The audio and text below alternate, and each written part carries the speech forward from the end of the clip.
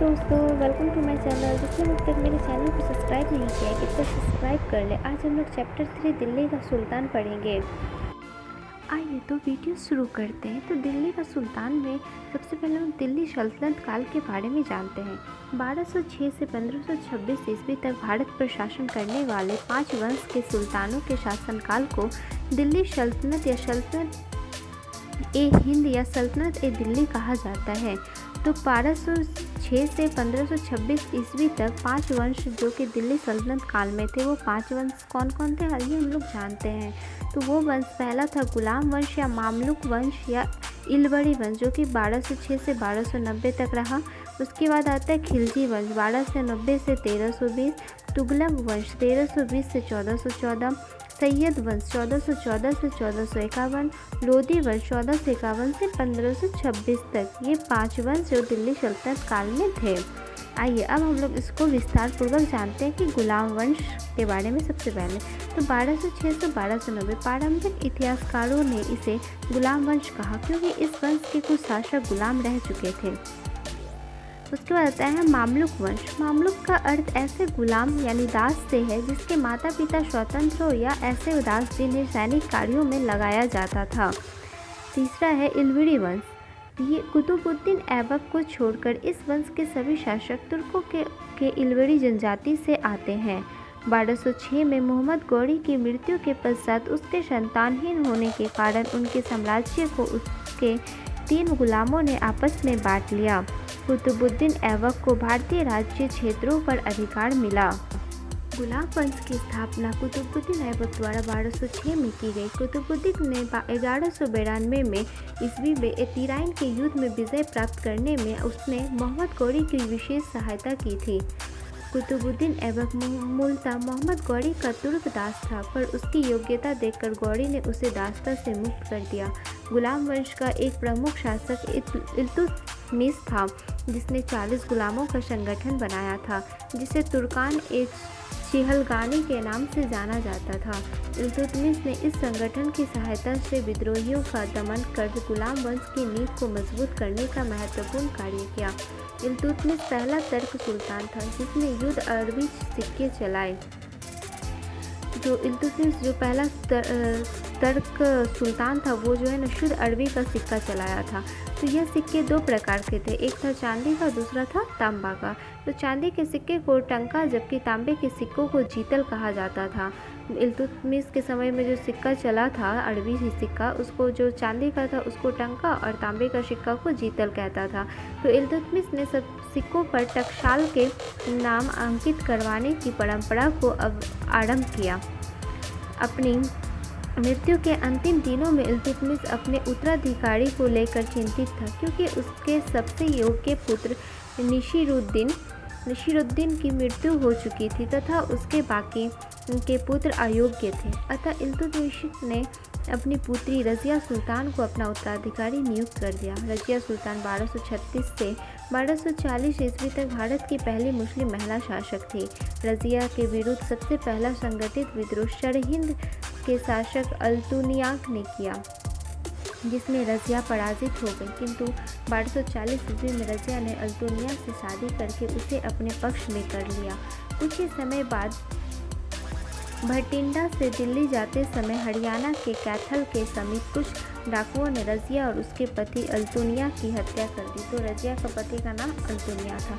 इसके बाद गुलाम वंश के सबसे प्रसिद्ध सुल्तान के रूप में बलबन का नाम आता है जिसने 1266 से 1286 तक दिल्ली सल्तनत के शासक का पद संभाला। बलबन भी एक योग्य एवं शक्तिशाली शासक था जिसने न केवल मंगोलों के विद्रोह का दमन किया बल्कि राजपूतों के विरुद्ध भी कई सफल संघर्ष किए। बलबन दिल्ली सल्तनत का पहला शासक था जिसने स्वयं को खलीफा ईश्वर का प्रतिनिधि घोषित किया तथा सिक्कों पर खलीफा शब्द अंकित करवाए। 1286 में बलबन की मृत्यु के बाद उसके उत्तराधिकारी के तौर पर कैकुबाद ने दिल्ली सल्तनत की गद्दी को संभाला। 1209 में जलालुद्दीन ने कैकुबाद की हत्या करके गुलाम वंश की समाप्त कर दिया तथा खिलजी वंश की स्थापना की। आइए अब हम लोग खिलजी वंश के बारे में जानते हैं। तो खिलजी वंश 1290 से 1320 ईस्वी तक मतलब खिलजी वंश का शासन रहा। तो खिलजी वंश दिल्ली सल्तनत में दूसरा शासक परिवार था। खिलजी वंश ने दिल्ली की सत्ता पर 1290 से 1320 ईस्वी तक राज्य किया। काबीला लंबे समय से अफगानिस्तान में बसा हुआ था, लेकिन अपने पूर्ववर्ती गुलाम वंश की तरह यह भी मूलतः तुर्किस्तान का था। गुलाम वंश के अंतिम शासक की हत्या तथा खिलजी वंश की स्थापना को इतिहास में खिलजी क्रांति के नाम से जाना जाता है। जलालुद्दीन खिलजी के काल में ही पहली बार मुसलमानों ने दक्षिण भारत मतलब देवगिरी पर अलाउद्दीन खिलजी के नेतृत्व में आक्रमण किया। अलाउद्दीन जलालुद्दीन खिलजी का भतीजा था। अलाउद्दीन पहला मुस्लिम शासक था जिसने दक्षिण भारत तक अपने साम्राज्य का विस्तार किया। 1316 ईस्वी में अलाउद्दीन की मृत्यु के बाद उसका 6 वर्षीय छोटा पुत्र शिहाबुद्दीन उमर खिलजी दिल्ली का सुल्तान बना, जिसने अलाउद्दीन के सेनापति मालिक काफूर के संरक्षक में दिल्ली का शासन संभाला। अंतिम खिलजी शासक कुतुबुद्दीन मुबारक शाह के ही उनके प्रधानमंत्री खुसरो खां ने 1320 में हत्या कर दी। अंतिम खिलजी शासक जो कुतुबुद्दीन मुबारक शाह प्रधानमंत्री खुसरो खां ने 1320 में हत्या कर दी। बाद में तुगलक वंश के प्रथम शासक गयासुद्दीन तुगलक ने खुसरो खां मतलब नसीरुद्दीन खुसरो शाह, इसका खुसरो खां का पूरा नाम है नसीरुद्दीन खुसरो शाह से गद्दी छीन ली तथा तुगलक वंश की स्थापना की। तो इस प्रकार से 1320 ईस्वी में खिलजी वंश का अंत हो गया। उसके बाद आ गया तुगलक वंश। तो तुगलक वंश जो है 1320 से 1414 तक चला। तो गयासुद्दीन तुगलक ने भारत में तुगलक वंश की स्थापना की। गयासुद्दीन तक एक शक्तिशाली व महत्वाकांक्षी शासक था। उसने सल्तनत शासकों में से सबसे पहले नहरों का निर्माण करवाया। उसके शासनकाल की एक महत्वपूर्ण घटना डाक व्यवस्था की स्थापना है। गयासुद्दीन तुगलक ने डाक व्यवस्था की स्थापना की थी। 1325 ईस्वी में गयासुद्दीन तुगलक की मृत्यु के बाद मोहम्मद बिन तुगलक शासक बना। वह गयासुद्दीन तुगलक के सबसे बड़ा पुत्र थे। मोहम्मद बिन तुगलक के शासनकाल में मोरक्कन यात्री इब्न बतूता आया था। उसने महमूद बिन तुगलक के दरबार में कई रचनाएं रची। महमूद बिन तुगलक ने पीतल व कांस्य की मुद्रा जारी की थी। ऐसा करने वाला वह प्रथम शासक था। मुद्रा जारी करने वाला प्रथम शासक महमूद पीतल एवं कांस्य की मुद्रा जारी करने वाला प्रथम शासक जो था वो महमूद बिन तुगलक था। फिरोज शाह तुगलक मोहम्मद बिन तुगलक का चचेरा भाई था। मोहम्मद बिन तुगलक की मृत्यु के बाद फिरोज शाह तुगलक दिल्ली सल्तनत का शासक बना। फिरोज शाह तुगलक ने अपने राज्य में गैर मुसलमानों से जजिया नामक एक वसूल किया। 1394 ईस्वी में नसीरुद्दीन महमूद दिल्ली सल्तनत का शासक बना। वो तुगलक वंश का अंतिम शासक था। तो ये सब जो मेन पॉइंट है ना, इससे बहुत ज़्यादा जो ना वस्तुनिष्ठ प्रश्न भी बनता है। तो इससे में हमें आंसर ढूंढने में बहुत ही ज़्यादा आसानी होती है। तो इसलिए हम लोग इसको अच्छे से नोट करके याद करेंगे। जब तुगलक वंश की समाप्ति हो गई तो उसके बाद आ गया सैयद वंश, जो कि 1414 से 1451 तक चला है। तो इस वंश का आरंभ तुगलक वंश के अंतिम शासक महमूद तुगलक की मृत्यु के पश्चात खिज्र खां से 1414 ईस्वी में हुआ। खिज्र खां ने तुगलक वंश के साथ सैयद वंश की स्थापना की। जब सैयद वंश के बाद आ गया लोधी वंश, जो कि 1451 से 1526 तक चला। तो सैयद वंश का अंतिम शासक आलम शाह था, जिसने 1451 में बहलोल लोधी के पक्ष में अपनी सत्ता को त्याग दिया था। लोधी वंश भारत का प्रथम अफगान वंश था। बहलोल लोधी के बाद इसका पुत्र सिकंदर लोधी दिल्ली का सुल्तान बना। सिकंदर लोधी अपनी धार्मिक कट्टरता के लिए प्रसिद्ध है। इसने कई मंदिरों को नष्ट किया तथा हिंदू त्योहारों को मनाने पर भी रोक लगाई। लोधी वंश का अंतिम शासक इब्राहिम लोधी था। 1526 में मुगल शासक बाबर ने इब्राहिम लोधी पानीपत के प्रथम युद्ध में लड़ता हुआ मारा गया। युद्ध में मरने वाला भारत का पहला मुस्लिम शासक इब्राहिम लोधी था। इसी के साथ लोधी वंश का तथा दिल्ली सल्तनत का अंत हो गया। तो ये सब कारण था जो कि दिल्ली सल्तनत का अंत हुआ। तो हम लोग जान ही गए गुलाम वंश, मामलुक वंश, इलवरी वंश, फिर खिलजी वंश, तुगलक वंश, सैयद वंश, लोधी वंश, सब वंश के बारे में जान गए। तो अब हम लोग अब जानते हैं कि गुलाम वंश के शासकों का क्रम क्या रहा है। तो यहाँ पे गुलाम वंश का संस्थापक कुतुबुद्दीन ऐबक, खिलजी वंश सलाहुद्दीन खिलजी, तुगलक वंश गैसुद्दीन तुगलक, सैयद वंश खिज़-खां, लोधी वंश बहलोल लोदी।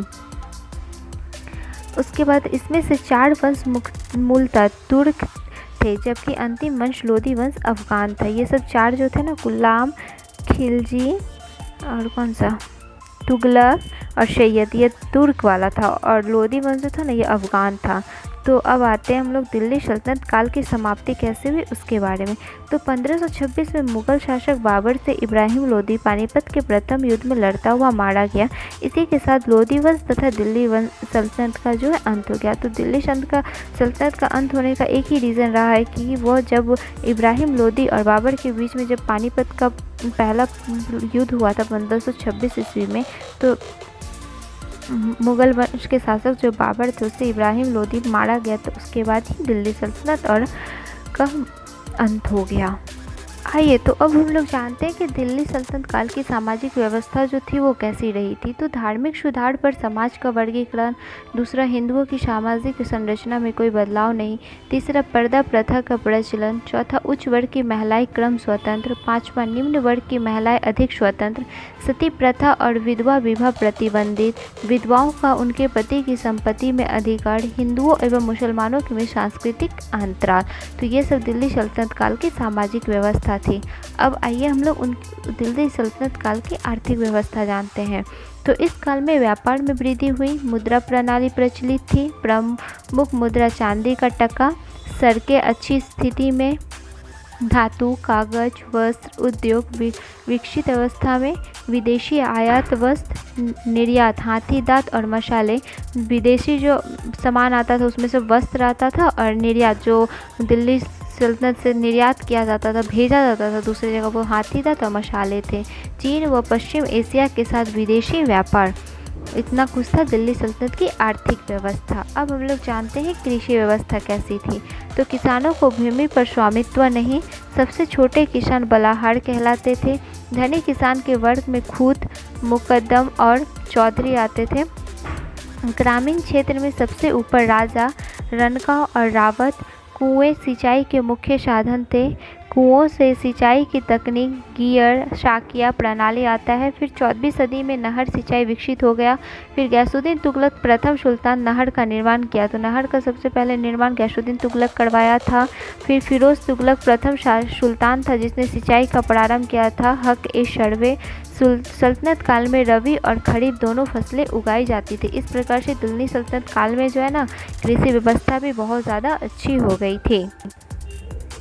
अब हम लोग दिल्ली के बारे में जानते हैं। तो दिल्ली महत्वपूर्ण शहर 12वीं शताब्दी में ही मिला। दिल्ली की स्थापना 12वीं शताब्दी में ही हुई थी। तो पहल तोमर राजपूतों के काल में दिल्ली किसी साम्राज्य की राजधानी बनी। 12वीं सदी के मध्य में तोमरों को अजमेर के चौहानों, जिन्हें चाहमान नाम से भी जाना जाता है, जो कि हम लोग पिछले अध्याय में भी पढ़े हैं, ने परास्त किया था। तो फिर तोमरों और चौहानों के राज्यकाल में ही दिल्ली वाणिज्य का एक महत्वपूर्ण केंद्र बन गया। इस शहर में बहुत सारे समृद्धशाली जैन व्यापारी रहते थे जिन्होंने अनेक मंदिरों का निर्माण करवाया। यहाँ दहली वाल कहे जाने वाले सिक्के भी ढाले जाते थे जो काफ़ी प्रचलन में थे। 13वीं सदी के आरंभ में दिल्ली सल्तनत की स्थापना हुई। तो दिल्ली के शासक जो कि राजपूत वंश, उसमें से तोमर था। तोमर और आरंभिक 12वीं शताब्दी में 1165 में अनंगपाल 1130 से 1135, चौहान 1165 से 1192, पृथ्वीराज चौहान 1175 से 1192। ये सब जो है ना, यहाँ पे जो लिखा गया है शासकों के बारे में, ये जब तक दिल्ली में अपना शासन किए थे उसके बारे में दिया गया है। उसके बाद प्रारंभिक तुर्की शासक में 1206 से 1290 तक चला, जिसमें कुतुबुद्दीन ऐबक 1206 से 1210 तक शासन किया। शमसुद्दीन इल्तुतमिश 1210 से 1236 तक शासन किया। रजिया सुल्तान जो कि 1236 से 1240 में तक की। उसके बाद गयासुद्दीन बलबन 1266 से 1287। फिर खिलजी वंश में जब स्थापना हुई 1290 से 1320 में, तब जलालुद्दीन खिलजी और अलाउद्दीन खिलजी का शासन रहा था। फिर तुगलक वंश में गयासुद्दीन तुगलक, मोहम्मद तुगलक, फिरोज शाह तुगलक, इन लोगों का शासन रहा था। आइए तो अब हम लोग तवारीख के बारे में जानते हैं। तो तवारीख के लेखक सचिव, प्रशासक, कवि और दरबारियों जैसे सुशिक्षित व्यक्ति होते थे जो घटनाओं का वर्णन भी करते थे और शासकों को प्रशासन संबंधी सलाह भी देते थे।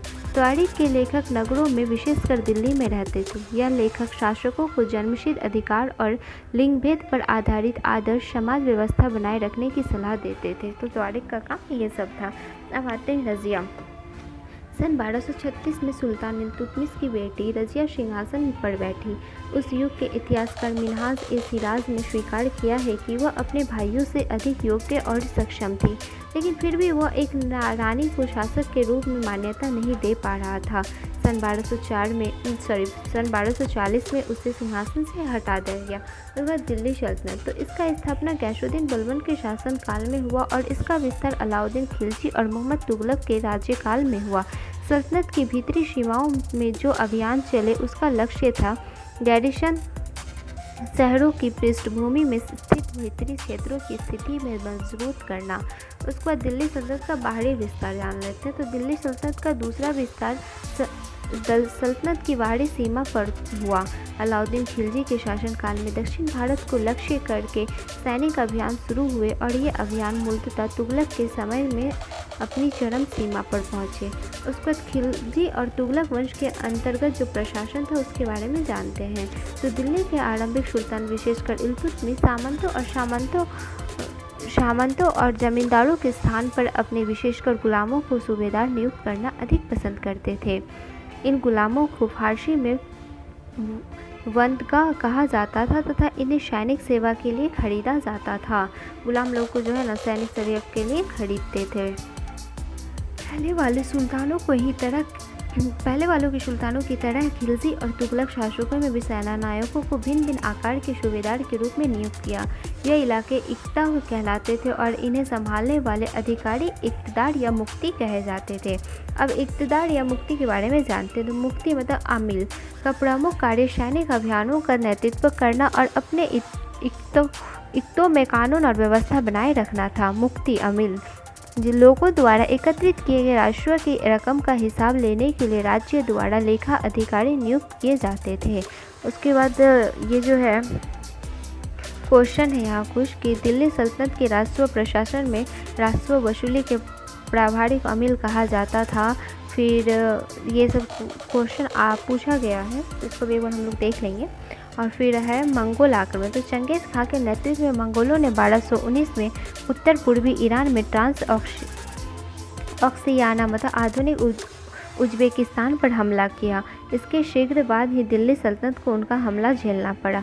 अलाउद्दीन खिलजी और मोहम्मद तुगलक के शासनकालों के आरंभ में दिल्ली पर मंगोलों का आक्रमण बढ़ गया। तो इस प्रकार से हमारा चैप्टर 3 दिल्ली का सुल्तान भी समाप्त होता है। तो फिर आप लोगों से उम्मीद है कि आप लोगों को मेरा नोट्स अच्छा लगा हो। तो अगर आप सबों को मेरे नोट्स अच्छी लगी हो तो कृपया लाइक, शेयर, कमेंट करना ना भूलें और चैनल को भी सब्सक्राइब कर दें और बेल आइकन को प्रेस कर दें ताकि जो भी मैं वीडियो डालूँ सबसे पहले आप लोगों के पास मेरा नोटिफिकेशन जाए।